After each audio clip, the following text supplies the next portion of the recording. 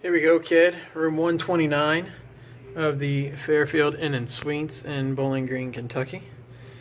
This is a handicap accessible room, I guess they'd call it.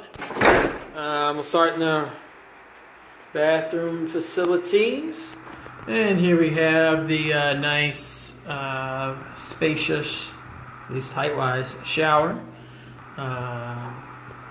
Then we have a toilet with a garbage can and the standard amenities there.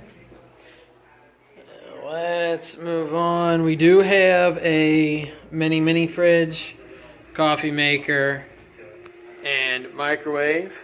So this room is not very spacious, as you can see. We have a mirror and we have a little area. I don't know what to call it. Then we have TV. TV's pretty good. Picture's pretty good. So desk area with the 3 little outlets there. We'll look at the view. It's just the parking lot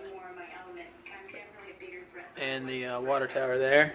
But we have lamp on either side with 2 different outlets for it there. Alarm clock, bed. The bed is a spring mattress.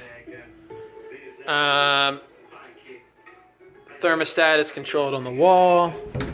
And then closet with the ironing board, some hangers, and then a little coat rack there. But there we go. Not much to it.